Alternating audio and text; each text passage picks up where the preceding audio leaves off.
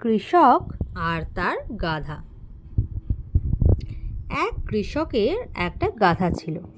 গাধাটাকে বিক্রি করবার জন্য একদিন কৃষক সেটিকে নিয়ে হাটে যাচ্ছিল। সঙ্গে ছিল তার ছেলে। পথে একদল ছেলের সঙ্গে তাদের দেখা হলো। ছেলেরা তাদের দেখে বলল, লোকটা কি বোকা, নিজেও হাঁটছে আর ছেলেটাকেও হাঁটিয়ে নিয়ে যাচ্ছে। অনায়াসে এদের মধ্যে কেউ একজন তো গাধার পিঠে চড়ে যেতে পারে। এ কথা শুনে কৃষক তার ছেলেকে গাধার পিঠে বসিয়ে নিজে হেঁটে যেতে লাগলো। কিছু দূর যাবার পর কয়েকজন বুড়ো লোকের সঙ্গে তার দেখা হলো। তখন তাদের মধ্যে এক বুড়ো বললেন, ওই ছেলেটাকে দেখো, কেমন আরাম করে গাধায় চড়ে যাচ্ছে আর বুড়ো বাপটাকে হাঁটিয়ে নিয়ে যাচ্ছে। বুড়োর কথাটি শুনে ছেলেটি প্রচণ্ড লজ্জা পেয়ে নিজে গাধা থেকে নেমে বাপকে তাতে চড়ালো। কিছু দূর যাবার পর তাদের সামনে পড়ল কয়েকজন স্ত্রীলোক। তারা তাদের এই অবস্থা দেখে বলে উঠল, বাবুর কেমন আক্কেল দেখো, নিজে আরামে গাধার পিঠে বসে যাচ্ছে আর ছেলেটাকে হাঁটিয়ে নিয়ে যাচ্ছে।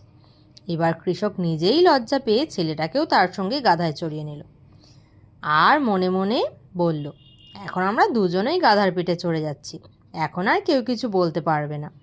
এমন সময় এক পথিকের সঙ্গে তাদের দেখা হলো। এইভাবে যেতে দেখে পথিক কৃষককে জিজ্ঞাসা করলো, ভাই এই গাধাটা কার? তখন কৃষক বলল, আমার।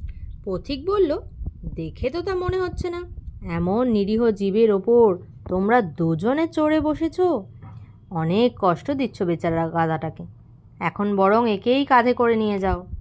পথিকের কথা শুনে কৃষক আর তার ছেলে দুজনেই গাধা থেকে নেমে পড়ল। ছেলে তখন বলল, এখন আমরা কি করব? একজন লোক এক এক রকম কথা বলছে, কার কথা শুনবো? কৃষক তখন গাধার পাগুলো দড়ি দিয়ে একসঙ্গে বাঁধল আর একটা মোটা বাঁশ এনে গাধার পায়ের ফাঁকে ঢুকিয়ে দিল। তারপর বাবা আর ছেলে গাধাটাকে কাঁধে ঝুলিয়ে নিয়ে হাঁটে চলল। হাটে যাবার পথে নদীর ওপর একটা সাঁকো ছিল। কৃষক আর তার ছেলে গাধাটাকে নিয়ে যখন সাঁকোর ওপর উঠল, তখন এই অদ্ভুত দৃশ্য দেখতে সেখানে অনেক লোক জড়ো হয়েছিল। একটা জীবন্ত গাধাকে এভাবে বয়ে নিয়ে যেতে দেখে লোকেরা এমন হাসি ঠাট্টা হট্টগোল শুরু করলো যে গাধাটা ভয়ে ছটপট করে পায়ের বাঁধন ছিঁড়ে নদীতে পড়ে গেল। এই গল্প থেকে আমরা কি শিখতে পেলাম? সকলকে সন্তুষ্ট করতে গেলে কাউকেই সন্তুষ্ট করা যায় না।